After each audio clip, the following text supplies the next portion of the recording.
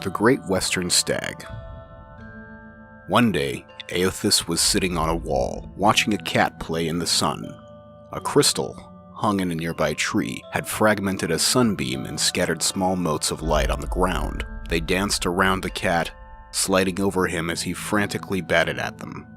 He spun in place, following one as it rushed past him, and leaped on it, trying to pin it down.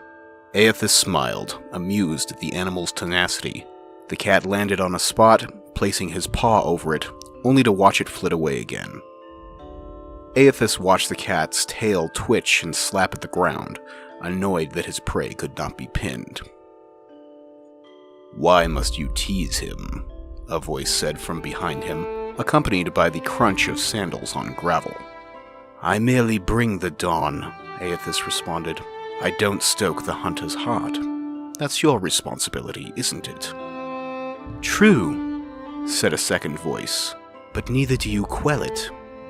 If the hunter could not see his prey, why would he still hunt?" "So philosophical, Hylia," Eothas said, and turned to greet the two gods that had approached him. "Have you come to debate the parallel between sight and desire?" He gestured to the wall, inviting Hylia and Galawain to join him. They sat in silence, watching the cat who continued to hunt the sun, fruitlessly swatting at another mote and then rolling onto his back. "I have created the ultimate prey," Eothas said finally, breaking the silence. "It can be tracked, it can be followed, it can be seen, but it can never be caught." Galawain laughed lightly. "You don't agree, Galawain?" Eothas asked. "While it is true that your creation is elusive, it hardly can be considered the ultimate prey because it can never be caught."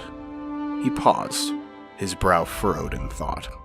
"If that mote of light had substance, the hunter could subdue it. Otherwise, it is merely a dream, truly a fruitless endeavor." "All creatures spend their lives chasing fruitless endeavors," said Hylia. "It is the way of mortality." Galawain laughed again. "I could create a creature, a living creature of flesh and blood, that could never be caught. I make your dream a reality." Now it was Eothas' turn to laugh. "You propose turning a fruitless dream into a fruitless reality. How is this any better? A life spent in the pursuit of an unattainable goal far exceeds any other." "But you just said no one could catch this creature. That is not attainable." Galawain smiled. "Humanity has surprised us before. Indeed, it could surprise us again. I will create a great white stag, and I will set it free in the world.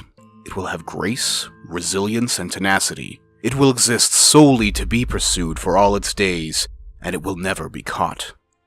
It will serve to inspire the hunt for generations to come. All those who wish for glory will invoke my name.